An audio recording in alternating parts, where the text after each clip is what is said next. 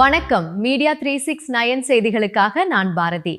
அண்மை செய்திகளை பார்ப்போம் வாருங்கள்.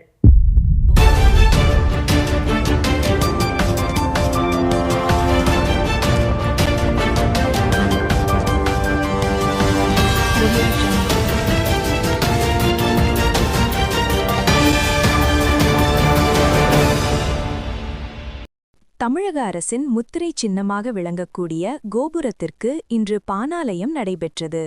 சுமார் 1.30 கோடி மதிப்பில் திருப்பணிகள் துவக்கம்.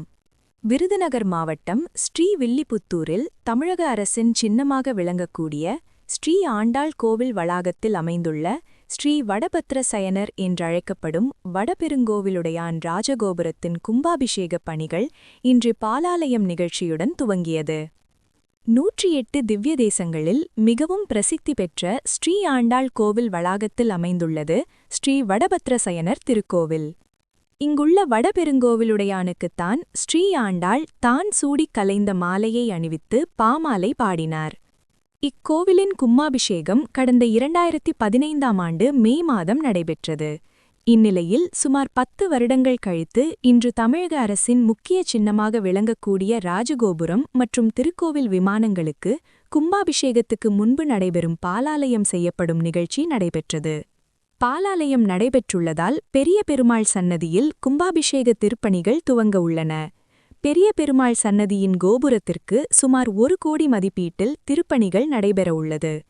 கோவிலில் விமானம் உள்ளிட்ட முக்கிய பகுதிகளில் சுமார் 50 லட்சம் மதிப்பீட்டில் திருப்பணிகள் நடைபெறவுள்ளது.